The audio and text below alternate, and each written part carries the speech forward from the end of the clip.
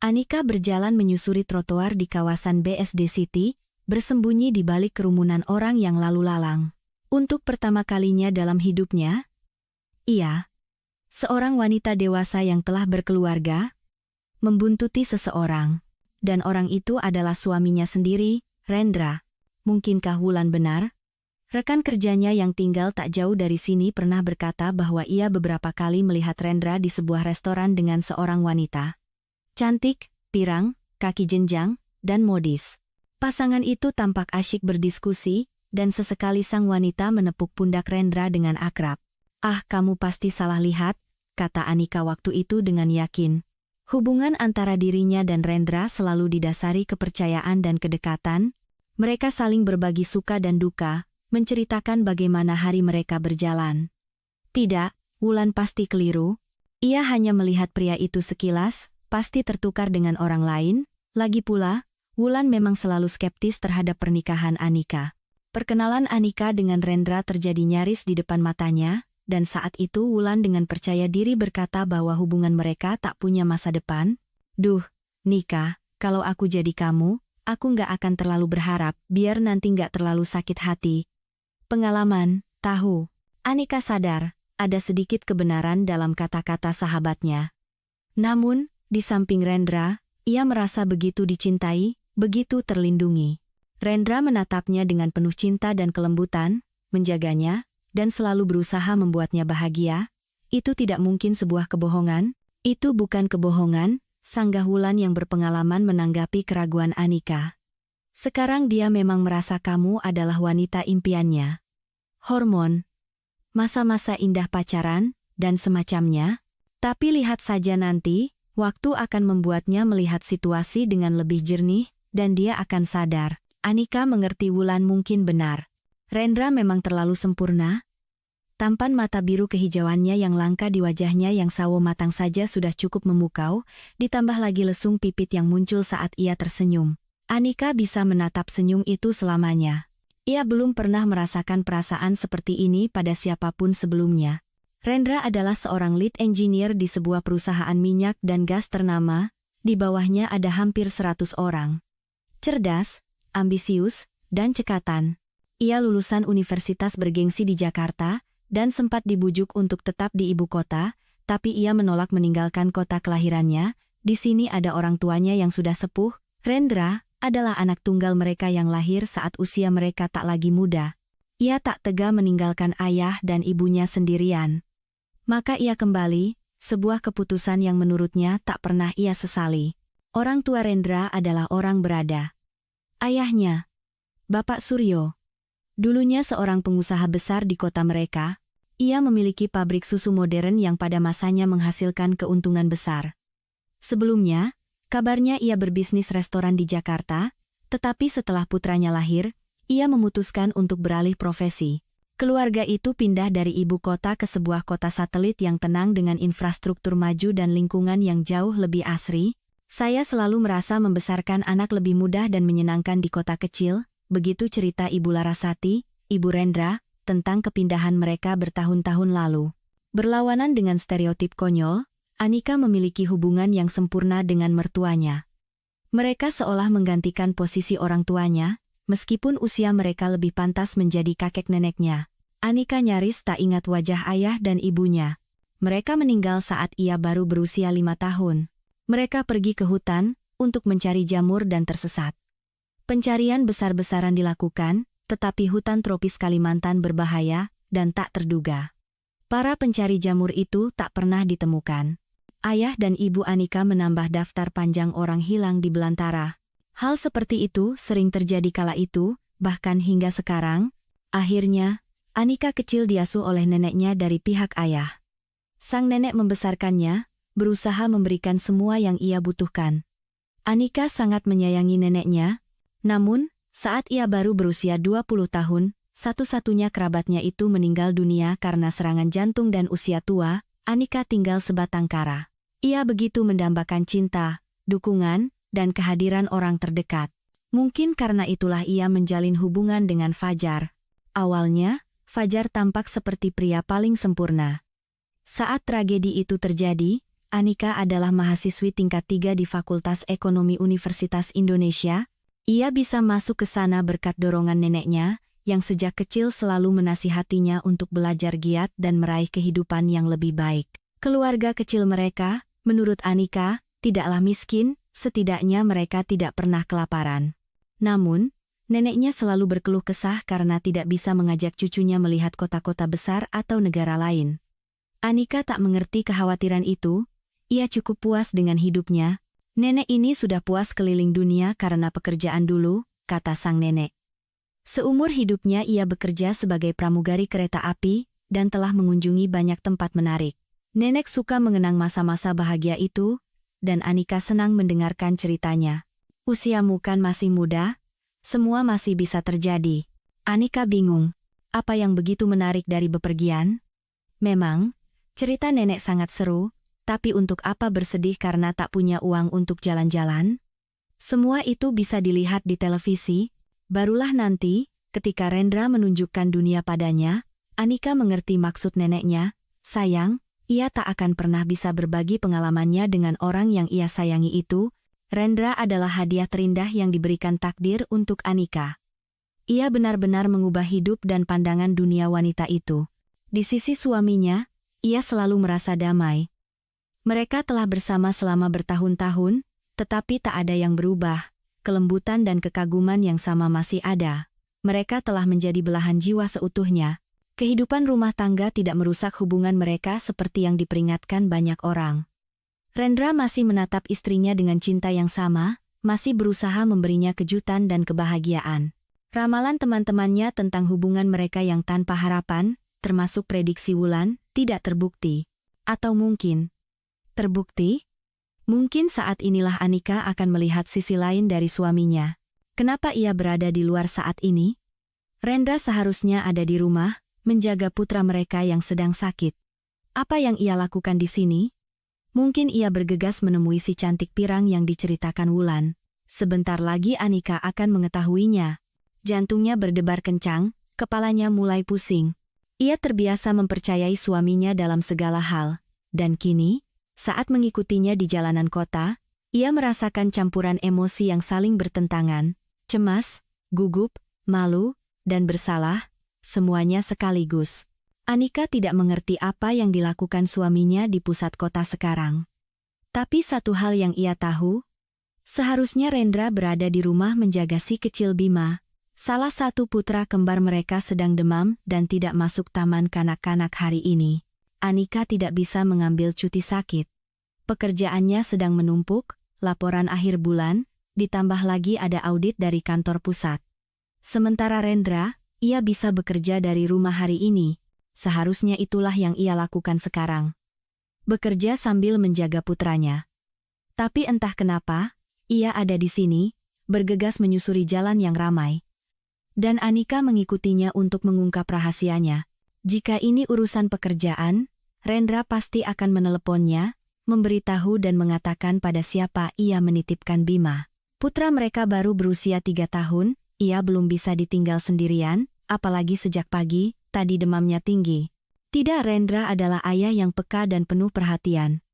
Ia sangat menyayangi anak-anaknya dan tidak akan pernah meninggalkan salah satu dari mereka dalam bahaya. Pasti ada seseorang bersama Bima sekarang, mungkin pengasuh atau neneknya, Ibu Rendra. Tapi kenapa Anika tidak tahu apa-apa? Dan mengapa Rendra tiba-tiba berada di pusat kota? Kantornya berjarak sekitar 10 km dari sini, penampilan Rendra juga aneh. Untuk bekerja, ia selalu mengenakan kemeja dan celana bahan, aturan berpakaian di kantornya sangat ketat. Tapi sekarang, ia memakai jeans dan kaos polo. Anika tidak ingat pernah melihat pakaian itu di lemari suaminya. Mungkin barang baru, atau sebaliknya, barang lama yang sudah terlupakan, aneh sekali. Rendra tidak pernah suka jeans dan kaos, ia lebih suka gaya lain dengan warna-warna kalem. Sekarang ia mengenakan kaos polo oranye terang. Ini semakin membingungkan. Anika mengikuti suaminya dari belakang, memperhatikan setiap detail aneh yang baru, sepatu kets usang dari merek yang tidak dikenal. Aneh, suaminya lebih suka merek-merek ternama, bukan karena gengsi, meskipun penghasilannya tinggi dan kariernya cemerlang, tapi karena sepatu bermerek yang berkualitas lebih nyaman baginya. Dari mana ia mendapatkan sepatu kets murahan ini? Dan secara keseluruhan, Rendra tampak berbeda. Pandangan matanya lain, ada sedikit sisa cukuran di wajahnya yang biasanya mulus, dan ia tampak lelah. Tapi tentu saja, itu adalah Rendra. Anika akan mengenali suaminya dalam penampilan apapun, cara berjalannya yang ringan dan gagah, kulitnya yang sawo matang, dan mata biru kehijauan terangnya yang dulu membuatnya mabuk kepayang. Bahkan sampai sekarang, ia sering mengagumi mata itu. Rendra terus berjalan ke depan. Anika mengikutinya. Kenapa ia berjalan kaki? Biasanya suaminya bepergian dengan mobil, ia tidak terlalu suka berjalan. Anika sudah sangat terlambat kembali bekerja. Ia keluar dari kantor saat jam makan siang untuk mencari makan, lalu tanpa sengaja melihat suaminya, dan tentu saja langsung mengikutinya. Tidak apa-apa, ia sudah memberitahu Wulan, sahabatnya itu akan mengarang alasan untuk atasan mereka. Bukan kali pertama mereka saling menolong seperti ini. Wulan akan melindunginya, tidak perlu khawatir. Akhirnya, Rendra berbelok ke salah satu restoran yang berjejer di sepanjang jalan utama. Anika membeku. Di kepalanya terngiang-ngiang kata-kata Wulan tentang melihat suaminya di kafe bersama seorang wanita pirang yang cantik. Sahabatnya baru saja menceritakan itu beberapa hari yang lalu. Anika saat itu yakin Wulan salah. Wulan sejak dulu tidak pernah percaya hubungan Anika dan Rendra akan berhasil, dan ia sering menyuarakannya.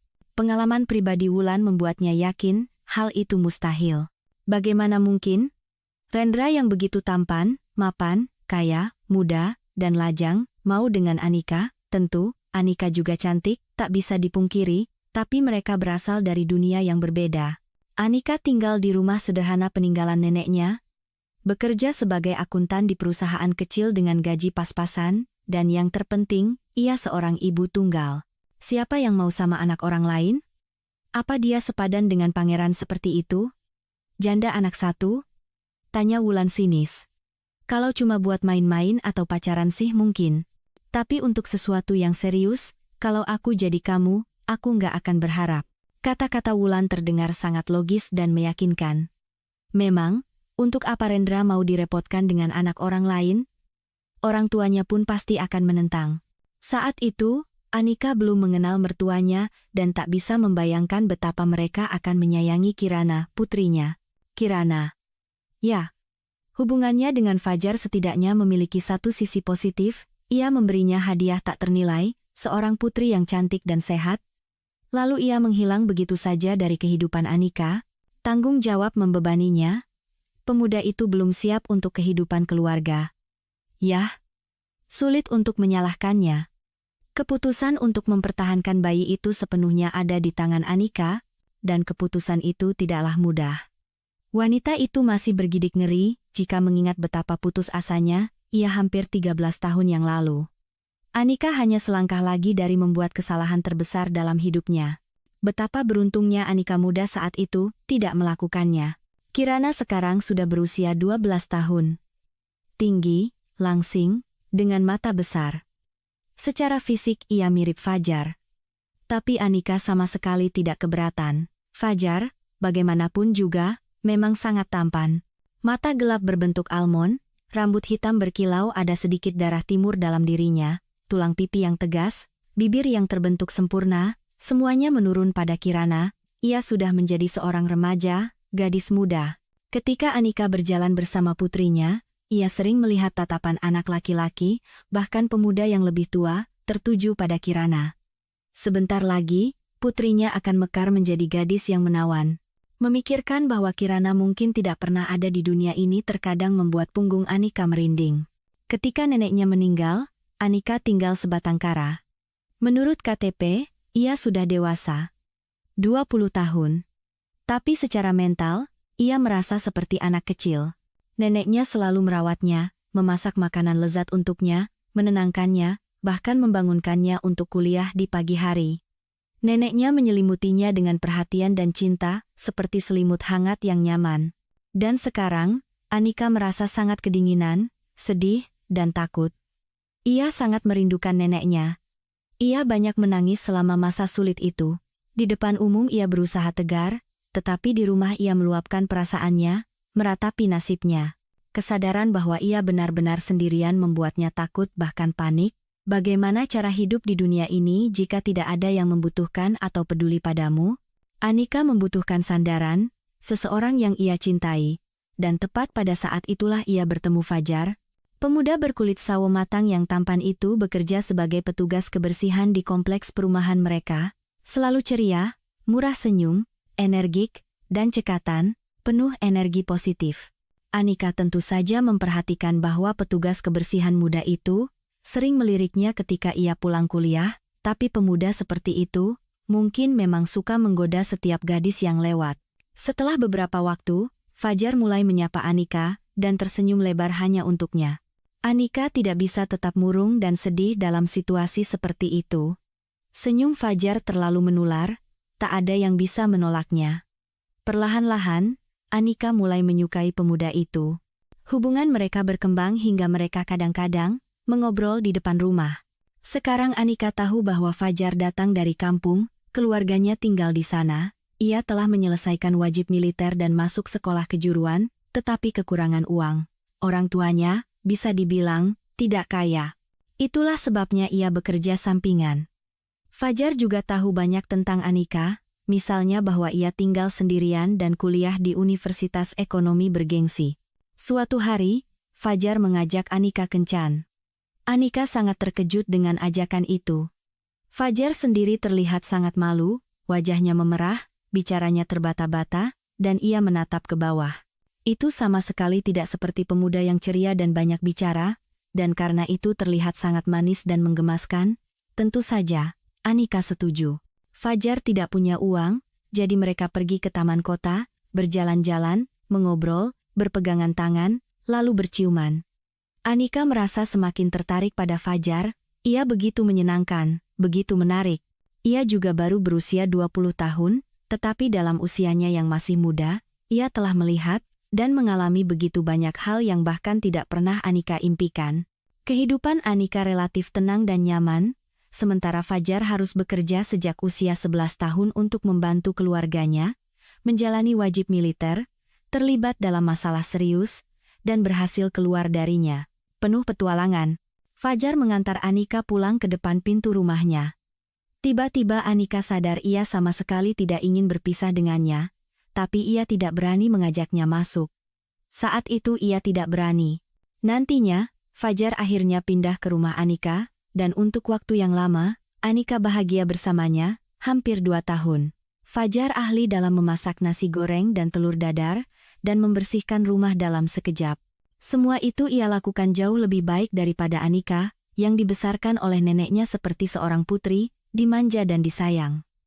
Ia juga bisa memperbaiki keran bocor dan perabotan, kehidupan telah mengajarinya semua itu. Sebagian besar waktu Anika dihabiskan untuk belajar. Fajar, di sisi lain, tidak terlalu memusingkan pendidikannya. Ia terdaftar di sebuah sekolah teknik bangunan tetapi jarang muncul di sana, lebih suka mencari uang. Namun, itu pun tidak mudah. Penghasilan Fajar yang tidak menentu, gajinya sebagai petugas kebersihan paruh waktu, dan beasiswa Anika adalah satu-satunya sumber pendapatan mereka. Mereka harus berhemat dalam segala hal. Fajar sedikit frustrasi dengan ini, karena ia menginginkan kehidupan yang lebih baik, tetapi Anika sudah bahagia. Yang terpenting adalah orang yang ia cintai, ada di sisinya. Fajar begitu pengertian, begitu peka. Ia selalu tahu kapan Anika butuh dukungan dan memberikannya. Pemuda itu tidak pernah pelit kata-kata dan sering memberinya pujian yang membuat Anika meleleh. Namun, Fajar sering pergi bersama teman-temannya tanpa Anika, dan Anika sepertinya tidak keberatan, ia toh tidak punya waktu untuk jalan-jalan karena banyak tugas kuliah. Meskipun terkadang, melihat Fajar bersiap-siap pergi bersama teman-temannya, Anika merasa cemburu. Siapa tahu ada gadis-gadis lain di sana, dan Fajar begitu tampan, begitu ramah, siapa yang bisa menolaknya? Tapi pemuda itu meyakinkannya bahwa ia tidak memperhatikan siapapun selain Anika dan tidak membutuhkan orang lain, ia sudah bahagia. Itu cuma teman-teman, kok, cuma ngobrol-ngobrol biasa, semacam relaksasi buat kami para cowok, ngerti kan? Anika mengangguk, tetapi hatinya tetap tidak tenang. Intuisi mengatakan padanya bahwa tidak semuanya semulus yang dikatakan Fajar, tetapi ia dengan sadar menekan suara hati itu. 2 tahun berlalu sekejap. Anika sudah berada di semester akhir, dan Fajar juga akan menyelesaikan sekolahnya. Sebentar lagi mereka berdua akan menjadi tenaga ahli, bisa mendapatkan pekerjaan, dan akhirnya, tidak perlu lagi berhemat untuk kebutuhan paling mendasar. Mungkin mereka bahkan bisa pergi liburan ke Bali, itu akan luar biasa. Suatu pagi di bulan Februari, Anika menyadari bahwa ia hamil. Tentu saja, mereka belum merencanakan untuk punya anak. Bagaimana mungkin? Mereka sendiri belum mapan, hidup pas-pasan. Tapi kehamilan yang tidak direncanakan bukanlah hal yang luar biasa, itu sering terjadi. Anika bukan yang pertama, bukan juga yang terakhir. Orang lain bisa mengatasinya, namun, Anika ketakutan. Keringat dingin membasahi punggungnya saat ia menatap tespek dengan 2 garis. Bagaimana reaksi Fajar? Mungkin ia juga akan takut pada awalnya. Tapi ia akan begitu sigap, begitu berpengalaman. Ia pasti tidak akan bingung. Ia akan mengatakan semuanya akan baik-baik saja, mendukungnya seperti biasa, tersenyum dengan senyum putih khasnya, dan Anika akan langsung merasa tenang. Tapi reaksi Fajar sangat berbeda. Anak? Pemuda itu bahkan mundur selangkah dari Anika setelah mendengar berita itu. Anak apa? Kamu yakin? Yakin. 2 kali tes hasilnya positif? Ini benar-benar waktu yang tidak tepat. Kamu tahu kan? Anika mengangguk. Tentu saja, ia sangat mengerti. Tapi apa yang harus dilakukan jika manusia kecil ini sudah hidup di dalam dirinya? Anika merasa kecewa dan sakit hati. Ia pikir reaksi Fajar akan sangat berbeda. Sekarang kita harus cari uang buat aborsi, gumam Fajar seolah berbicara pada dirinya sendiri. Pinjam sama Tono kali, ya? Mendengar kata-kata menakutkan itu, Anika tersentak. Kamu ngomong apa? Ia secara naluriah memegang perutnya yang masih rata, seolah melindunginya. Ia bahkan tidak pernah memikirkan hal itu. Nikah. Fajar menenangkan diri dan berbicara dengan suara lembut namun tegas.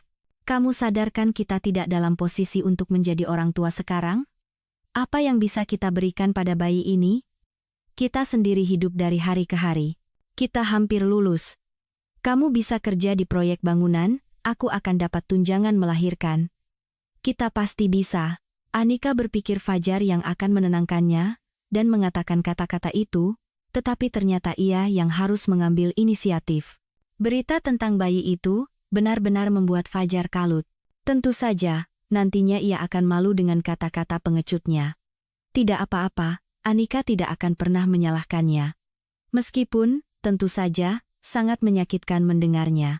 Fajar terus-menerus meyakinkan Anika bahwa mereka tidak bisa mempertahankan bayi itu, melukiskan gambaran masa depan yang suram, mengatakan bahwa ia belum siap untuk tanggung jawab sebesar itu.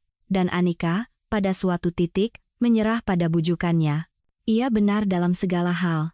Mereka tidak punya uang, mereka bahkan belum lulus. Di rumah kontrakan kecil ini, mereka berdua saja sudah sesak. Apalagi dengan bayi butuh banyak biaya. Popok, obat-obatan, pakaian yang cepat sekali kekecilan. Dan ia, Anika, tidak akan bisa bekerja untuk waktu yang lama. Ketika anak itu besar dan masuk sekolah, tidak ada yang mau mempekerjakan seorang profesional tanpa pengalaman.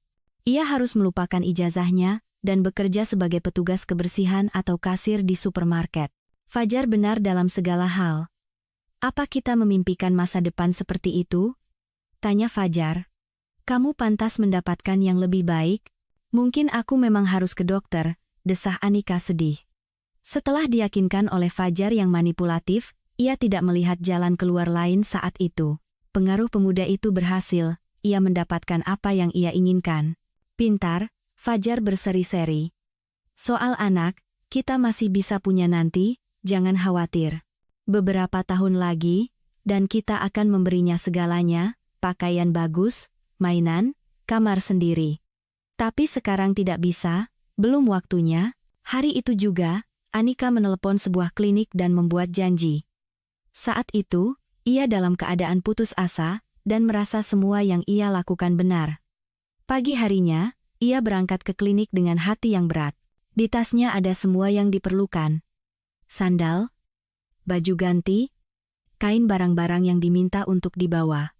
Ia harus menghabiskan sepanjang hari di sana dan baru boleh pulang sore hari, itu pun jika semuanya berjalan lancar. Di ruang tunggu ada antrean. Anika duduk di sudut di sebuah bangku dan mulai mengamati orang-orang untuk mengisi waktu. Ia gemetar, nyaris tidak bisa menahan getarannya. Betapa ia berharap Fajar ada di sisinya sekarang, memegang tangannya, mengelus punggungnya, meyakinkan bahwa semuanya akan baik-baik saja. Tapi Fajar pergi untuk pekerjaan sampingan lain, dan itu benar. Mereka butuh uang. Apalagi bulan ini mereka harus mengeluarkan sejumlah besar uang untuk prosedur ini. Di samping Anika duduk seorang wanita berusia sekitar 40 tahun. Terawat, cantik, berpakaian mahal dan modis. Manikur yang indah, potongan rambut modern. Anika berpikir ia ingin terlihat seperti itu dalam 20 tahun. Hanya saja mata wanita itu sangat sedih. Seorang pria, mungkin suaminya, mendekatinya, terlihat jelas mereka pasangan kaya. Aku sudah urus semua dokumennya, sebentar lagi kamu dipanggil. Ia meletakkan tangannya di bahu istrinya. Semuanya akan baik-baik saja. Anika entah kenapa langsung berasumsi bahwa wanita ini juga ingin menggugurkan kandungan yang tidak diinginkan. Suaminya mengucapkan kata-kata yang sama seperti Fajar, semuanya akan baik-baik saja. Memang, untuk apa orang seusia mereka menginginkan bayi? Mungkin kebobolan.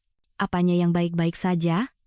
Wanita di samping Anika mengangkat wajahnya menatap suaminya. Apa yang bisa baik dari situasi ini? 11 kali program bayi tabung, 5 kali keguguran. Lagi-lagi prosedur menyakitkan ini, pengobatan, pemulihan, lalu mulai dari awal lagi. Terlihat jelas wanita itu berada di ambang kehancuran. Di mata pasangannya ada begitu banyak rasa sakit, begitu banyak simpati. Ia tidak tahu bagaimana cara membantu istrinya, atau apa yang harus dikatakan, jadi ia hanya memeluknya. Betapa bodohnya aku dulu. Aku takut tidak bisa mengatasinya. Baru lulus SMA, di depan mata ada kuliah, karier, bisik wanita itu, putraku sekarang pasti sudah berusia 24 tahun. Aku tahu dia laki-laki, aku langsung merasakannya. Dan sekarang, aku membayar kesalahan itu seumur hidupku. Ini karmaku. Benar, aku tidak pantas diberi anak lagi, ini adalah hukuman.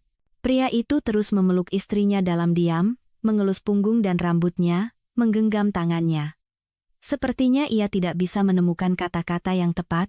Anika menatap pasangan dewasa itu dengan mata terbelalak. Ia mengerti segalanya dari percakapan singkat mereka. Dulu, saat masih remaja, wanita ini melakukan aborsi. Dan sekarang, karena komplikasinya, ia tidak bisa punya anak. Ia menderita, khawatir, menghabiskan banyak uang dan waktu untuk mewujudkan mimpinya menjadi seorang ibu, tetapi tidak berhasil. Anika tiba-tiba sadar bahwa ia tidak akan pernah menyingkirkan bayinya. Ia sudah mencintainya, meskipun saat ini baru berupa gumpalan sel. Begitulah Fajar menyebut anak mereka ketika mendesak untuk aborsi. Anika sudah dewasa, ia hampir menyelesaikan kuliahnya, sedikit lagi dan ijazah di tangan, dan Fajar ada di sisinya. Anika tidak sendirian.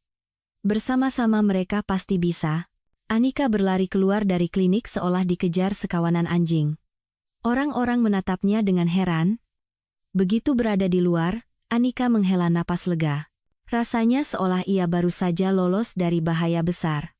Anika meletakkan tangannya di perut dan tersenyum, anaknya bersamanya, dan ia seorang perempuan. Saat itu, Anika tahu dengan pasti bahwa di dalam rahimnya bukan gumpalan sel, melainkan putrinya. Cantik, sehat, dan tercinta. Mereka akan bertemu dalam 7 bulan. Fajar tidak senang dengan cerita Anika. Ini nggak serius sama sekali, katanya. Besok aku antar kamu ke klinik, kamu seharusnya tidak pergi. Itu adalah pertama kalinya mereka bertengkar hebat. Anika bersikeras pada pendiriannya. Fajar berargumen bahwa ia salah. Dulu argumennya tampak begitu logis dan benar, sekarang, Anika heran bagaimana ia bisa setuju dengan semua itu. Ya, kita akan kesulitan untuk sementara waktu, kata Anika. Tapi kita berdua sudah dewasa. Kita bisa mengatasinya. Aku tidak bisa melakukan langkah seperti itu. Akhirnya, Fajar membanting pintu. dan pergi ke dalam gelapnya malam bulan Maret. Anika berpikir Fajar akan tenang dan kembali dengan permintaan maaf. Bukankah Fajar selalu memahaminya dengan baik? Hal yang sama akan terjadi sekarang. Tapi Fajar baru muncul menjelang pagi, mabuk dan agresif. Ia kembali mendesak agar bayi itu digugurkan. Aku juga punya hak untuk memutuskan. Ini juga menyangkut diriku. Tapi sekarang Anika tidak bisa dibujuk lagi, dan Fajar dengan cepat menyadarinya, ia memang pandai membaca orang. Mereka nyaris tidak berbicara satu sama lain selama periode itu. Anika mengajukan beberapa pertanyaan, tetapi Fajar tidak menjawab. Ia hanya pulang untuk tidur, dan itu pun tidak selalu. Anika berharap waktu akan berlalu dan kekasihnya akan terbiasa dengan gagasan bahwa ia akan segera menjadi seorang ayah. Semuanya akan baik-baik saja di antara mereka. Mereka memiliki hubungan yang begitu hangat dan dekat. Tentu saja mereka akan berdamai cepat atau lambat. Fajar akan sadar, dan ia bahkan akan merasa malu. Namun suatu hari, saat pulang dari kampus, Anika mendapati barang-barang Fajar sudah tidak ada di rumah. Begitu pula dengan Fajar sendiri, Anika langsung mengerti segalanya. Sia-sia ia berharap Fajar akan mendukungnya. Sia-sia ia berpikir Fajar hanya butuh waktu untuk terbiasa dengan situasi ini. Fajar sama sekali tidak berniat mengambil tanggung jawab atas anak itu. Dan kemungkinan besar, ia tidak terlalu mencintai Anika. Saat itu, dan jauh kemudian, Anika tiba-tiba menyadari bahwa Fajar telah memanfaatkannya. Tinggal di rumahnya menyewa tempat tinggal di kota mereka tidaklah murah, dan penghasilan Fajar jelas tidak cukup untuk kemewahan seperti itu. Selain itu, Anika merawatnya, memasak untuknya, mencuci dan menyetrika pakaiannya, membersihkan rumah. Fajar hidup serba enak. Awalnya, ia memang memukau Anika dengan bakat kuliner dan keterampilannya mengurus rumah, tetapi kemudian, kelelahan karena pekerjaan yang katanya berat, urusan di sekolah, jalan-jalan dengan teman-teman, entah bagaimana Anika, tanpa sadar menanggung semua beban rumah tangga, dan ia bahkan senang melakukan sesuatu untuk orang yang ia cintai. Namun, Anika tetap berusaha mencarinya.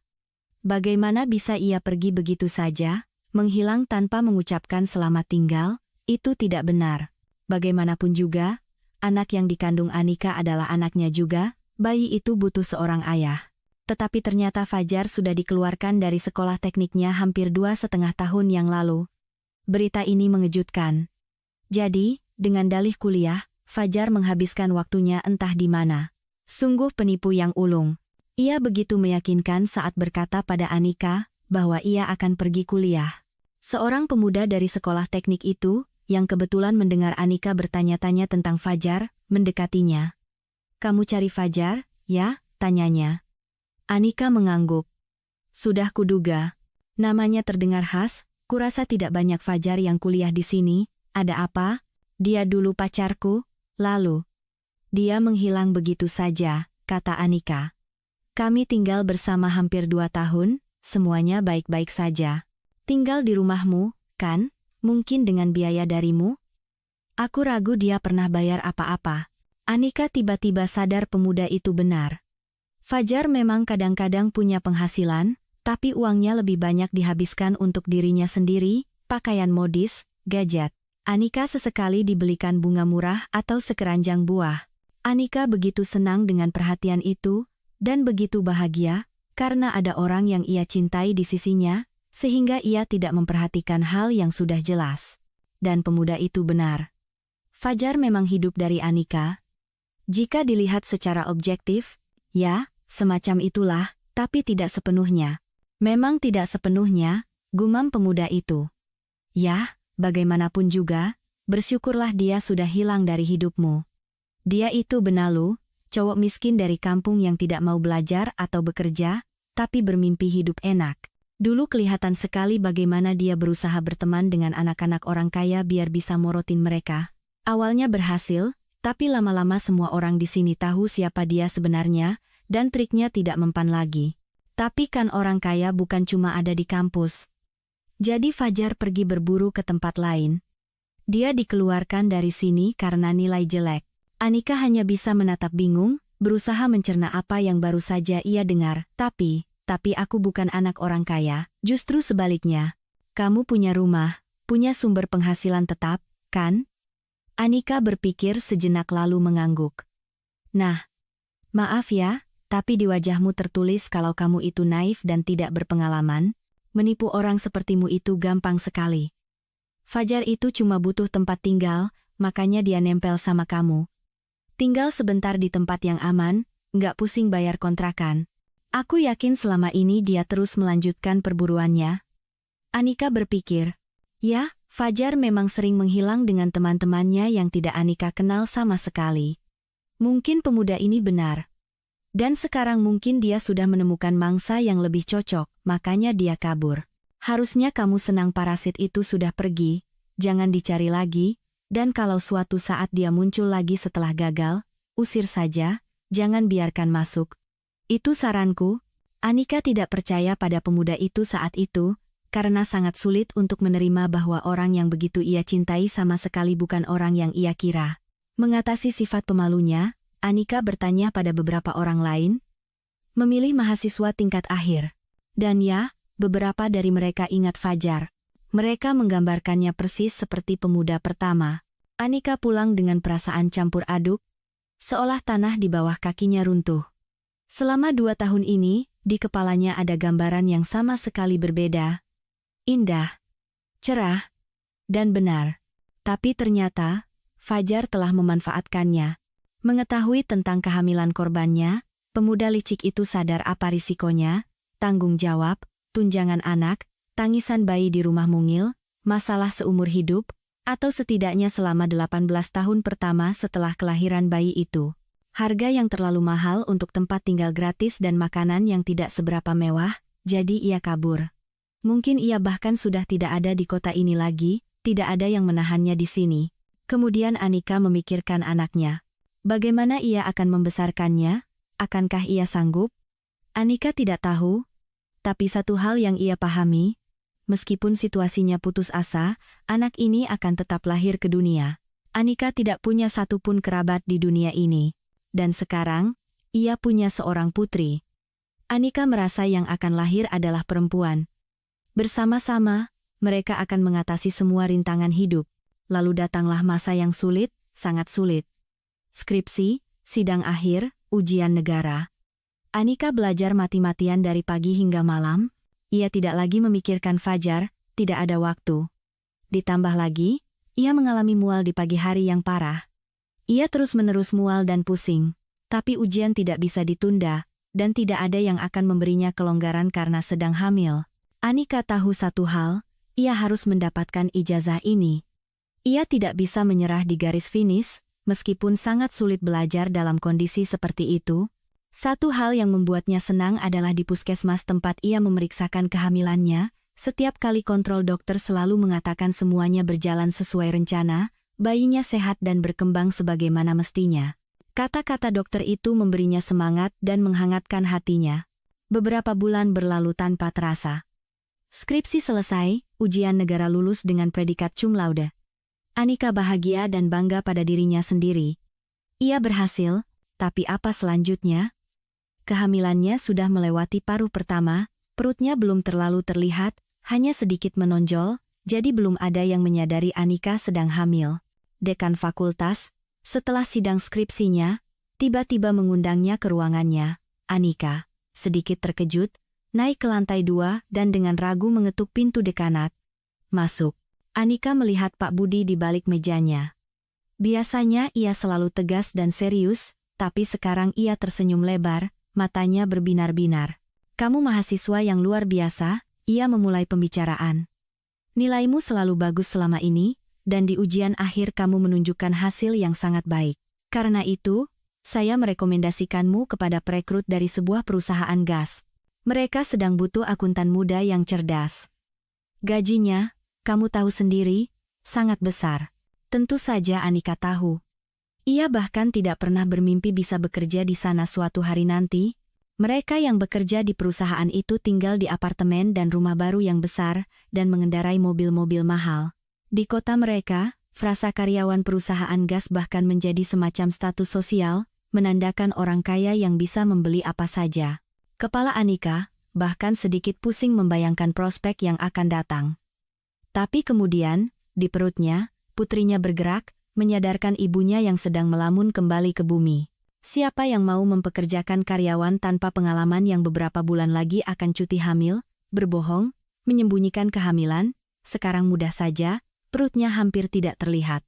Jadi tidak ada masalah dengan itu. Tapi pada akhirnya, ia tetap harus mengaku, mendengarkan banyak tuduhan, dan merepotkan orang lain. Anika tidak mampu melakukan itu, menyadari bahwa posisi yang menggiurkan itu lepas dari genggamannya. Anika hampir menangis. Pekerjaan itu bisa menyelesaikan semua masalahnya sekaligus. Dan Anika sangat ingin bekerja, sangat ingin terjun ke dunia praktik, tapi beginilah takdirnya. Bapak Budi, sehubungan dengan tawaran ini, ada yang harus saya sampaikan. Anika masih punya sedikit harapan bahwa semuanya akan beres. Mungkin dekan akan berkata bahwa kehamilan bukan masalah. Bekerjalah beberapa bulan, ambil cuti hamil, lalu kembali lagi. Akuntan berpotensi sepertimu pasti akan ditunggu. Tapi ketika pria itu mendengar pengakuan mahasiswinya, ia hanya bisa bergumam bingung. Yah, tidak ada yang bisa dilakukan, usia kandungannya sudah besar, kan? Sayang sekali melewatkan kesempatan seperti ini, tawaran seperti ini hanya datang sekali seumur hidup. Kamu mahasiswi yang baik, kamu akan jadi akuntan yang hebat. Dan kamu butuh uang? Itu terlihat jelas. Aku tahu ceritamu, makanya aku ingin membantu. Anika menggelengkan kepalanya. Ia sendiri mengerti semua yang dikatakan dekan, tapi tidak ada yang bisa dilakukan, dan ia tidak akan pernah menggugurkan anaknya, bahkan jika waktunya belum terlewat. Anika berjalan pulang sambil menangis terseduh-seduh, tidak peduli dengan tatapan orang yang lewat. Lebih baik tawaran itu tidak pernah ada. Prospek seperti itu, kehidupan yang sama sekali berbeda. Sulit untuk menolak posisi seperti itu, tapi Anika tidak mau dan tidak bisa berbohong. Merepotkan orang lain bukanlah sifatnya. Selain itu, Pak Budi mengatakan bahwa itu tidak akan berhasil karena saat diterima bekerja, karyawan perusahaan gas harus menjalani pemeriksaan medis. Jadi, beginilah akhirnya. Di rumah, Anika menenangkan diri, menguatkan hatinya. Ia akan punya anak, ia harus kuat. Selain itu, sebelum kelahiran putrinya, banyak hal yang harus diselesaikan. Yang pertama adalah masalah finansial. Sekarang Anika tidak akan lagi menerima beasiswa. Tidak ada yang akan mempekerjakan wanita yang sebentar lagi akan cuti hamil. Itu untuk pekerjaan sesuai jurusannya. Tapi kan ada pekerjaan lain yang tidak memerlukan kualifikasi tinggi, dan kadang-kadang bahkan tidak memerlukan pendaftaran resmi. Gajinya tidak besar, tapi Anika butuh sesuatu untuk hidup. Tidak hanya sekadar hidup, ia harus menabung sejumlah uang agar tidak perlu bekerja saat putrinya masih sangat kecil. Ya, ada beberapa tunjangan anak dari pemerintah, tapi Anika sudah mencari tahu bahwa itu hanya uang receh. Tidak cukup untuk hidup, dan Anika, mahasiswi cum laude, pergi bekerja sebagai petugas kebersihan di kompleks perumahan yang sama tempat Fajar dulu bekerja. Ia membersihkan tangga di pagi buta dan larut malam ketika tidak banyak orang. Gajinya bagus, menurut standar Anika. Cukup untuk hidup dan sedikit menabung. Tentu saja, Anika tidak hidup mewah, tapi setelah neneknya tiada, ia terbiasa berhemat. Jadi ia tidak terlalu khawatir. Pekerjaan fisik ternyata menjadi obat penenang terbaik. Pikiran-pikiran berat dan sedih seolah hilang dengan sendirinya. Anika bahkan merasa senang ketika melihat tangga yang tadinya kotor menjadi bersih berkilau. Ada sesuatu yang menenangkan, bahkan mendamaikan dalam hal itu. Sambil bekerja, Anika mencari penghasilan di internet. Ia sadar ia tidak bisa lama-lama memegang lap, perutnya membesar dari hari ke hari. Sudah tidak mungkin disembunyikan. Dan tentu saja, itu mengganggunya, ia tidak bisa membungkuk dengan benar, tidak bisa meregangkan badan. Mengangkat ember berisi air juga berbahaya. Siapa tahu apa yang bisa terjadi? Dan Anika menemukan cara lain untuk mendapatkan uang, bahkan lebih baik dari sebelumnya. Dan yang terpenting, bayi kecil tidak menjadi penghalang. Ternyata, ratusan ribu mahasiswa di seluruh negeri tidak mau menulis tugas kuliah dan makalah sendiri. Mengunduh karya yang sudah jadi bukan pilihan, dosen sudah hafal semuanya, dan pemeriksaan plagiarisme online sangat menyulitkan situasi. Maka muncullah permintaan untuk orang-orang yang bisa menulis karya-karya seperti itu dengan bayaran. Dan Anika bisa, sangat bisa. Ia bahkan menghela napas lega ketika menyadari bahwa pengetahuan kuliahnya akan membantunya dalam situasi sulit seperti ini. Anika berhenti dari pekerjaannya di kompleks karena sudah tidak sanggup lagi membersihkan tangga dan fokus pada pekerjaan barunya, yang sangat ia sukai. Ia takut selama cuti hamil pengetahuannya akan terlupakan, usang, dan hilang, tapi sekarang ia akan tetap mengikuti perkembangan terbaru di dunia ekonomi. Anika bekerja dan merasa profesionalismenya meningkat. Tentu saja, ini sangat membahagiakan. Anika berhasil mengumpulkan cukup uang untuk menyiapkan semua yang dibutuhkan bayinya, popok, bedong, untuk beberapa waktu pertama, botol susu, baju monyet, baju bayi, bak mandi. Ternyata manusia kecil butuh begitu banyak barang. Anika bahkan membeli kereta dorong bayi. Tentu saja bukan yang baru. Yang baru harganya selangit. Ia membelinya bekas dari iklan online. Kendaraan yang luar biasa untuk seorang putri. Kereta dorong berwarna merah muda lembut dengan bunga-bunga cantik di sisinya, dalam kondisi yang sangat baik. Pada waktunya, lahirlah si kecil Kirana. Ketika bayi itu diletakkan di dada Anika di ruang bersalin, ibu muda itu bahkan menangis karena luapan emosi. Sekarang ia tidak sendirian, sekarang ia seorang ibu. Tentu saja, ini sangat sulit dan penuh tanggung jawab, tetapi juga merupakan kebahagiaan yang luar biasa. Hari-hari di rumah sakit bersama putri kecilnya menjadi waktu yang sangat membahagiakan bagi Anika.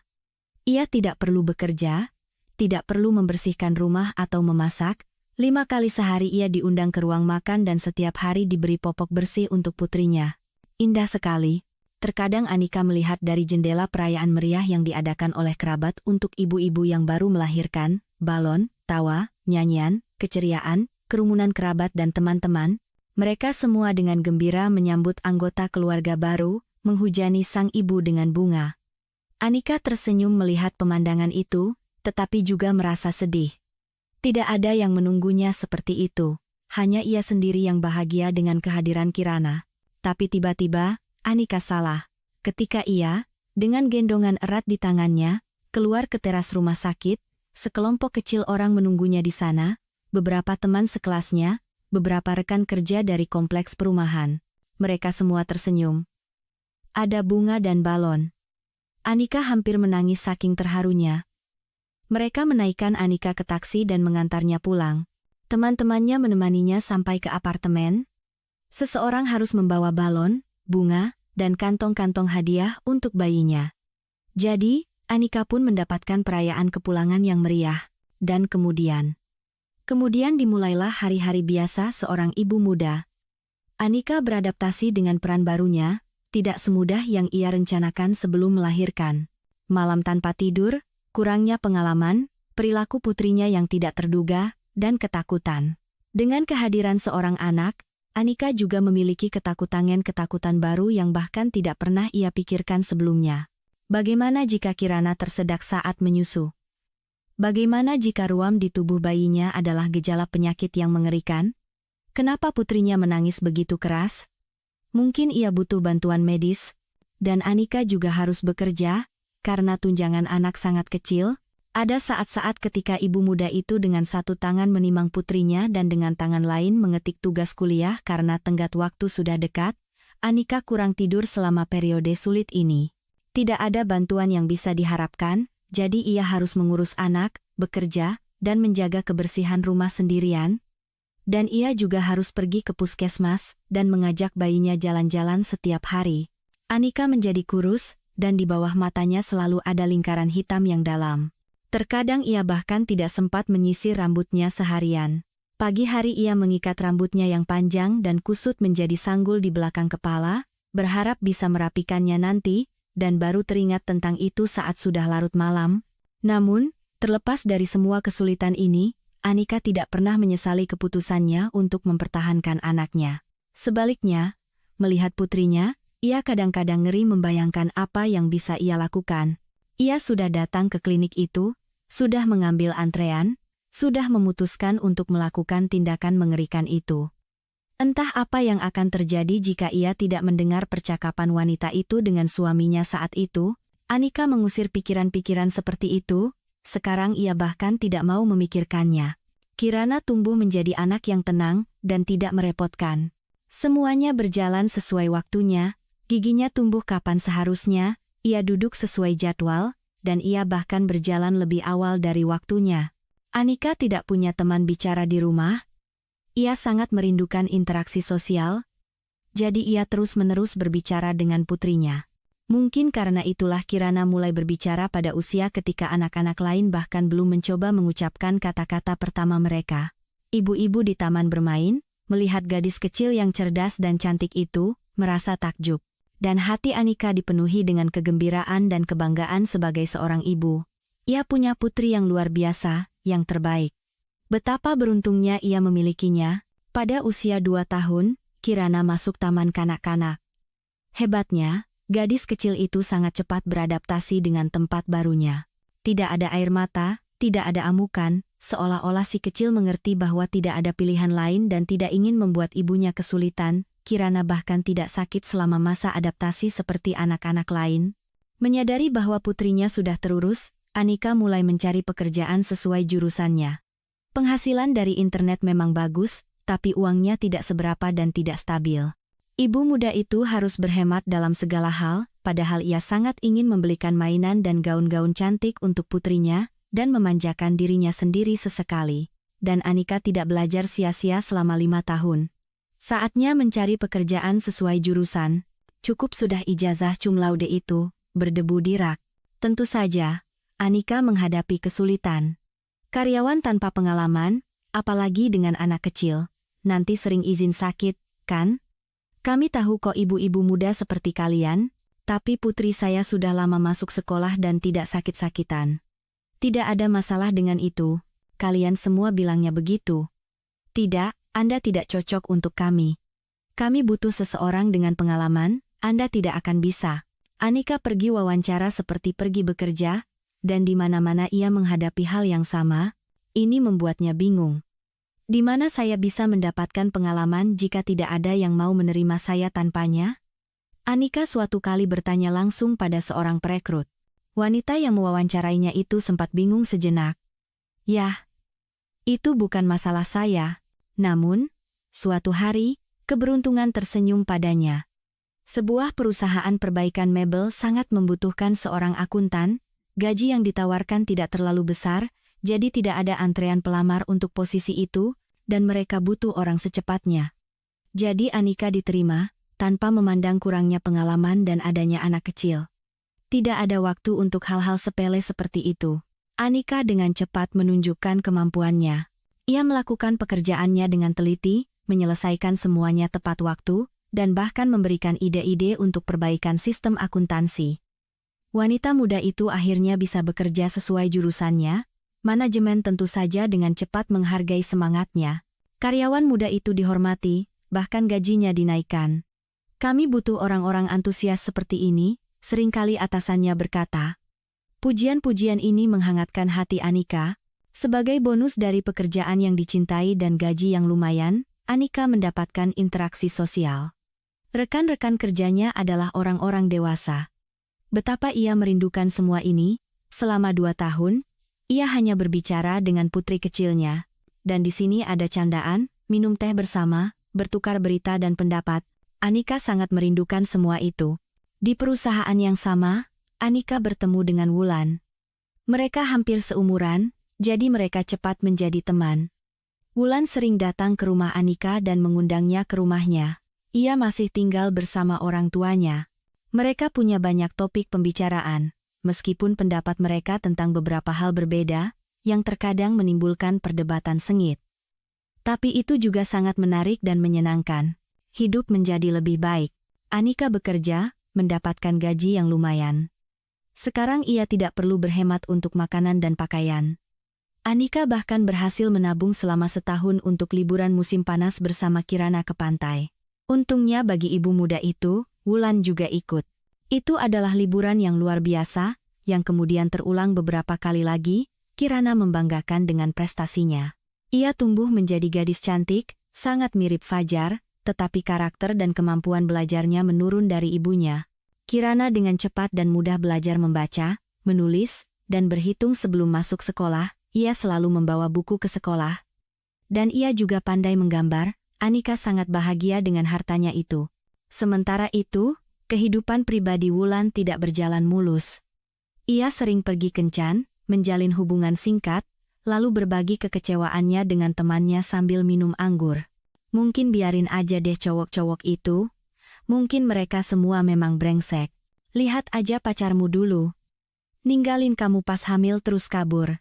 Aku nggak tahu harus bilang apa. Anika menggelengkan kepala. Kamu tahu sendiri pengalamanku di bidang ini nggak banyak. Mungkin kamu benar. Tapi sebenarnya, Anika tidak berpikir begitu. Ia tahu di dunia ini banyak pria luar biasa. Baik, berani, peka, dan perhatian. Ia hanya tidak ingin berdebat dengan Wulan, yang sudah cukup tertekan. Tentu saja, Anika kadang-kadang berpikir bahwa ia butuh seseorang di sisinya. Sandaran yang kuat, tembok tempat ia bisa berlindung dari badai kehidupan, karena menanggung semuanya sendirian sangat berat. Bahkan untuk berbagi kekhawatiran pun tidak ada teman, ia sendiri akan dengan senang hati merawat orang itu, memberinya cinta dan perhatian. Dan Kirana akan punya seorang ayah yang akan bermain dengannya di luar, dan menggendongnya di pundak. Kirana jelas merindukan hal itu. Anika bisa melihat dari mata putrinya saat ia memandangi pasangan ayah dan anak perempuan. Ia tidak mengatakan apa-apa, tidak ingin membuat ibunya sedih, tapi Anika sendiri menyadarinya, tapi di mana bisa menemukan pangeran seperti itu? Dan kapan? Rumah, pekerjaan, anak, Anika tidak pernah pergi kemana-mana. Terkadang, Wulan memang mengajaknya keluar ke bar atau kafe. Kirana sudah cukup besar untuk ditinggal sendirian selama beberapa jam, tapi tetap saja, hati Anika tidak tenang saat itu. Ia terus memikirkan anaknya, tidak bisa santai. Kamu ini kenapa sih? Gelisah banget kayak cacing kepanasan? Wulan kesal. Lihat deh cowok-cowok keren di meja sebelah itu ngeliatin kita. Sebentar lagi pasti mereka samperin buat kenalan. Kayaknya aku harus pulang sekarang. Kamu selalu begini. Wulan tersinggung. Setiap kali ada sesuatu yang menarik, kamu langsung kabur. Wulan tidak bisa sepenuhnya memahami temannya. Ia sendiri belum punya anak, ia tidak tahu bagaimana rasanya mengkhawatirkan darah dagingnya sendiri, dan ia tidak tahu tentang kecemasan yang terkait dengan anak. Omong-omong, Wulan sampai sekarang masih lajang. Ia sesekali punya hubungan yang penuh gairah, tetapi semuanya berakhir sama, wanita itu kembali kecewa pada kekasihnya, atau pria itu sendiri menghilang tanpa penjelasan. Ketika Rendra muncul dalam kehidupan Anika, ia awalnya bahkan tidak mau menceritakannya pada temannya. Wulan baru saja mengalami putus cinta yang berat, dan sedang dalam suasana hati yang buruk, dan di sini Anika datang dengan kebahagiaannya. Tapi Wulan yang jeli bisa menebak segalanya. Kamu punya pacar, ya? Ya, begitulah. Bagaimana kamu tahu? Matamu yang bilang. Wulan tersenyum. Ayo, cerita. Siapa dia? Ketemu di mana? Anika terpaksa menceritakan semuanya pada temannya. Dan ia tidak keberatan, ia sendiri ingin berbagi cerita ini dengan temannya. Apalagi ceritanya memang seperti dongeng. Anika selalu pulang pada waktu yang sama. Ia pulang dari kantor, menjemput Kirana dari sekolah, mampir ke toko untuk membeli camilan, lalu perlahan-lahan berjalan pulang. Ibu dan anak itu berbagi berita hari itu, mendiskusikan rencana untuk malam hari. Itu adalah waktu yang indah. Pada suatu malam di bulan Mei, awalnya semuanya berjalan seperti biasa, Kirana sangat gembira. Liburan panjang di depan mata, kegiatan di sekolah selama liburan, dan hadiah dari ibunya karena menyelesaikan kelas 1 dengan nilai bagus. Gadis kecil itu berjalan di samping Anika sambil melompat-lompat kegirangan. Anika tersenyum, ia tidak berpikir untuk menegur putrinya. Biarkan saja ia bersenang-senang. Dan saat itulah seorang pria mendekati mereka. Tampan, muda, pakaian bermerek mahal langsung menunjukkan status sosialnya. Ia menatap lurus ke arah Anika dan mendekati mereka. Tidak diragukan lagi. Selamat sore, kata pemuda itu sedikit malu. Tolong jangan takut. Saya hanya tidak tahu bagaimana memulai percakapan ini, tapi kita perlu bicara. Setidaknya, saya yang perlu. Anika berhenti. Kirana menatap orang asing itu dengan rasa ingin tahu tapi tanpa rasa takut. Anika sempat berpikir ia memberikan contoh yang buruk pada putrinya. Ia sendiri sudah berkali-kali mengajarinya untuk tidak berbicara dengan orang asing. Tapi di sisi lain, tidak ada yang perlu ditakutkan. Jalanan ramai, kerumunan orang berlalu lalang. Mereka pasti aman di sini, dan orang asing ini sama sekali tidak menimbulkan rasa takut atau tidak suka. Ia jelas malu, meskipun biasanya kemungkinan besar ia adalah orang yang percaya diri dan mandiri. Perilaku seperti itu terlihat cukup manis, dan secara umum, tatapan matanya yang terbuka, senyumnya yang indah, suaranya yang tenang. Anika tiba-tiba sadar semua itu menariknya pada orang asing ini. Orang ini ingin didengarkan. Mungkin kita bisa masuk ke kafe, usul pria itu. Saya rasa putri Anda tidak akan menolak es krim. Tidak akan menolak, Kirana tersenyum padanya. Tidak. Tidak perlu. Anika menggelengkan kepala, menyadari bahwa pria itu tidak tahu bagaimana berbicara di depan anak-anak. Anika menyuruh Kirana pergi ke taman bermain terdekat. Anika bisa melihat dengan jelas apa yang dilakukan putrinya. Gadis kecil itu juga sesekali melirik ibunya, tapi ia tidak bisa mendengar percakapan mereka lagi. Jadi, apa yang ingin Anda bicarakan? Pemuda itu memperkenalkan dirinya sebagai Rendra, lalu menjelaskan masalahnya.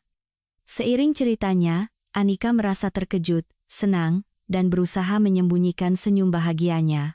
Ia merasa seperti tokoh utama dalam sebuah komedi romantis.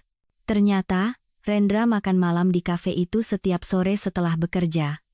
Dinding kafe itu transparan, terbuat dari kaca tebal yang diperkuat. Pria itu, tentu saja, saat makan malam mengamati jalanan. Di bidang pandangnya, ia melihat orang-orang yang bergegas pulang di sore hari. Dan suatu hari, ia melihat Anika dan putrinya. Cara berjalanmu yang ringan, tatapanmu yang baik. Kamu menatap putrimu dengan begitu lembut, dan kalian terlihat seperti Madonna dan anak dari lukisan-lukisan kuno. Aku tidak tahu bagaimana menjelaskannya. Rendra malu dan bicaranya terbata-bata, tapi Anika tentu saja mengerti apa yang ingin dikatakan pria itu. Jangan salah paham, tapi sepertinya kamu sekarang lajang, tidak menikah, dan kita bisa mencoba. Yah, bertemu kapan-kapan, jalan-jalan, untuk mengobrol. Saya membesarkan putri saya sendirian, itu benar. Tapi bagaimana Anda bisa tahu? Hanya menebak. Rendra tersenyum lebar. Terlihat jelas pengakuan Anika bahwa ia lajang membuatnya sangat senang. Tidak ada cincin di jarimu. Selain itu, aku tidak pernah melihatmu dengan siapapun, hanya kamu dan putrimu. Aku sudah memperhatikan kalian sejak lama. Mungkin ini terdengar menakutkan, tapi jangan salah paham. Tidak akan, Anika meyakinkan pria itu.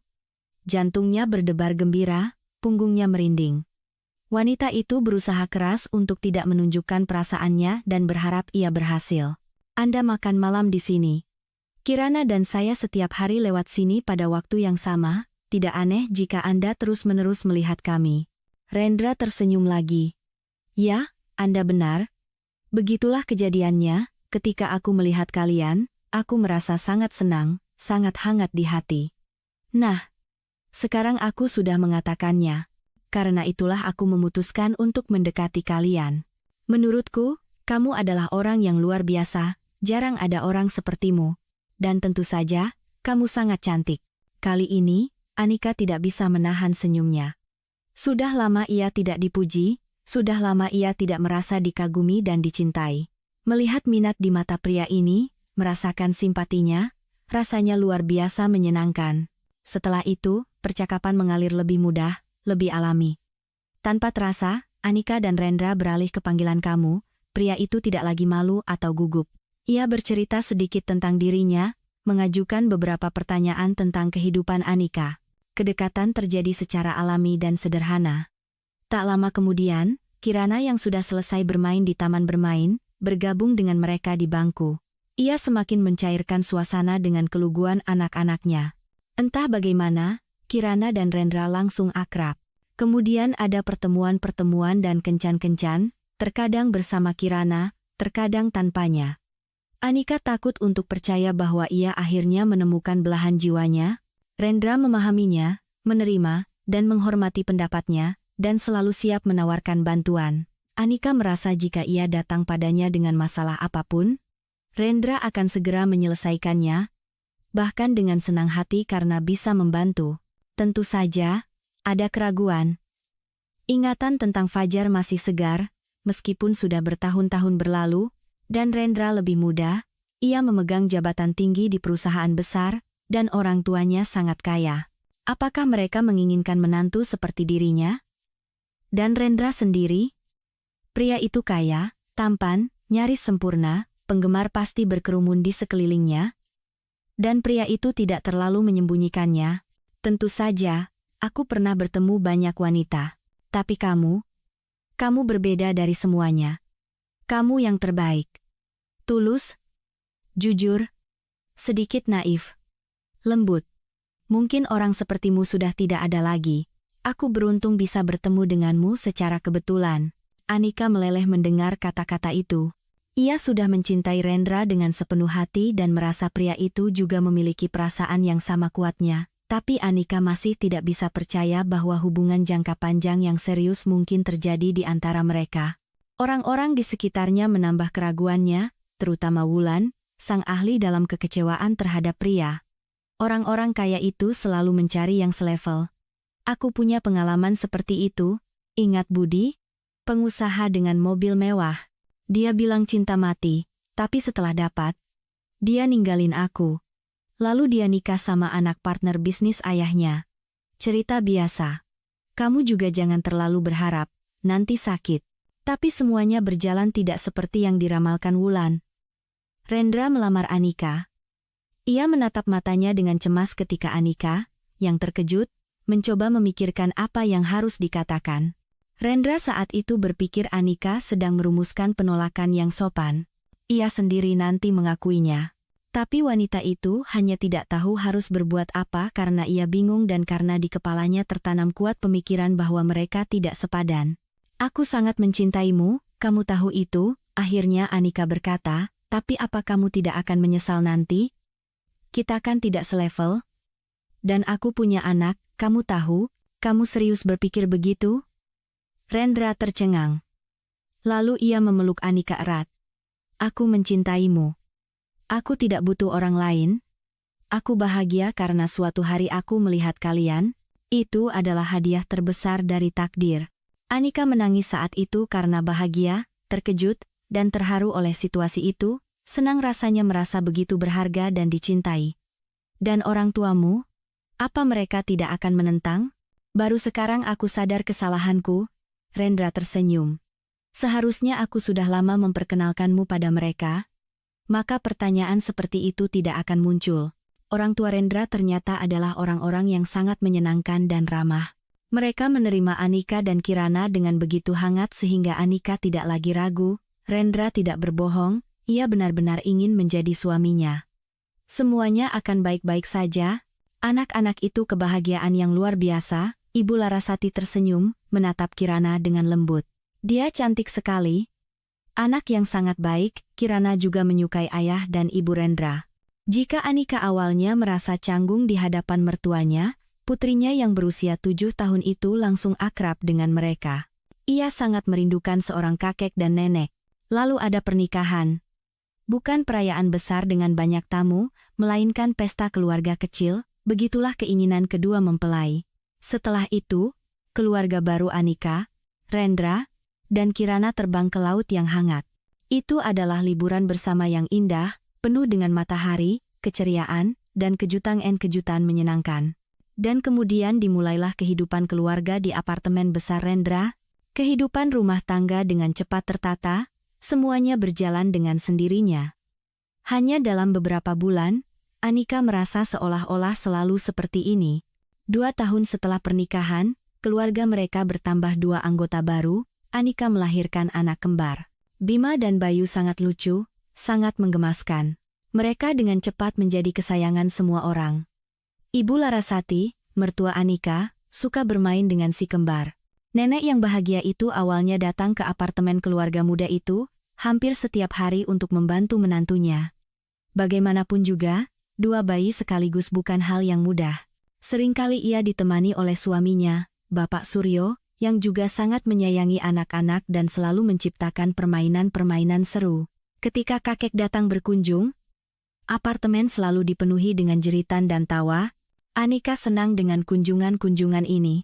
Rendra ternyata bukan hanya suami yang luar biasa, tetapi juga ayah yang penuh perhatian.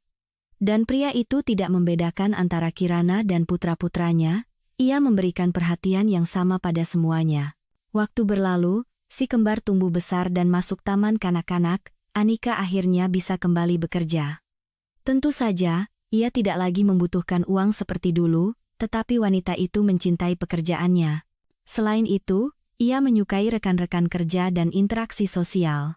Ia sama sekali tidak ingin menjadi ibu rumah tangga, meskipun Rendra sering menawarkannya. Anika menjelaskan keputusannya pada suaminya, dan seperti biasa, ia memahaminya. Sudah 6 tahun mereka bersama Rendra. Tahun-tahun ini sangat mengubah Anika. Ia menjadi lebih tenang, lebih feminin, lebih damai. Bagaimana tidak? Jika di sisinya ada seseorang yang bahkan tidak pernah ia impikan, begitu luar biasa baiknya dalam segala hal. Tapi sekarang, Anika tiba-tiba berlari di jalanan kota mengejar suaminya yang sempurna, yang sepertinya sedang bergegas menemui selingkuhannya. Wanita itu tidak percaya pada kata-kata Wulan ketika ia mengatakan bahwa ia beberapa kali melihat Rendra di kafe dengan seorang wanita yang menawan. Anika kasihan pada temannya. Ia begitu menginginkan apa yang dimiliki Anika, suami, anak-anak, keluarga yang kuat. Anika merasa Wulan sedikit iri padanya dan menganggap kata-katanya tentang Rendra entah itu karangan atau kesalahan. Tapi inilah dia, Rendra. Berpakaian aneh, belum bercukur, tampak sangat lelah, terus berjalan ke depan, padahal seharusnya ia berada di rumah bersama anaknya. Akhirnya, restoran itu, pria itu masuk ke sana. Anika menunggu beberapa saat agar tidak berpapasan dengan suaminya di pintu, lalu ia juga menyelinap masuk. Wanita itu memilih meja di sudut yang terpencil di balik pot palem. Di sana ia hampir tidak terlihat, tempat pengamatan yang nyaman. Dan di sana Rendra, suami Anika, duduk di meja di seberang dinding, cukup jauh untuk tidak bisa mendengar percakapan mereka, tetapi cukup baik untuk mengamati, dan ya, Rendra tidak sendirian. Di mejanya, sudah menunggunya wanita itu, si pirang yang diceritakan Wulan, ternyata ia tidak salah. Gadis itu cukup menarik, dan menatap pria itu, dengan begitu perhatian, berbicara padanya dengan begitu antusias. Rendra menjawab singkat, menatap lawan bicaranya dengan minat, mengangguk mengikuti kata-katanya, matanya tampak sangat cemas. Mungkin ia sedang melaporkan pada selingkuhannya betapa bosannya ia, dengan kehidupan sebagai suami dan ayah 3 anak. Mungkin ia bahkan mengeluh bahwa ia harus menanggung anak orang lain.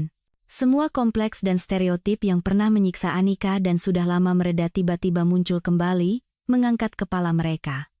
Anika sangat cemburu pada Rendra dan si cantik yang banyak bicara itu, dan ia juga merasa sakit. Sakit karena orang-orang di sekitarnya, termasuk Wulan, ternyata benar, orang seperti Rendra tidak akan pernah bahagia dengan wanita seperti Anika. Ia butuh seseorang yang lebih cerah, lebih representatif, seperti si pirang itu. Tiba-tiba Rendra menundukkan kepalanya, seolah mendengar sesuatu yang menyedihkan atau menakutkan. Si pirang meletakkan tangannya di bahu Rendra, sebuah isyarat lembut yang menenangkan. Pria itu menutupi tangan wanita itu dengan tangannya. Mereka saling tersenyum. Mata Anika menjadi gelap karena luapan emosi. Jika sebelumnya percakapan ini bisa dianggap sebagai percakapan bisnis, sekarang jelas tidak. Tiba-tiba, Rendra bangkit dari tempat duduknya dan berjalan menuju area merokok. Ini juga terlihat aneh. Rendra. Ia tidak pernah merokok dan secara umum menjalani gaya hidup sehat. Anika mengikuti suaminya seperti bayangan. Sekarang ia akan berbicara dengannya, bertanya tentang si pirang. Anika tidak mau menunggu sampai malam. Dan dalam situasi seperti ini, pria itu akan bingung, dan tidak akan bisa mengarang alasan atau berbohong dengan cepat, efek kejutan. Melihat Anika, Rendra awalnya hanya menatapnya sekilas dengan acuh tak acuh. Ada sesuatu yang salah dengannya, sesuatu yang samar-samar asing dalam ciri-ciri orang yang ia cintai.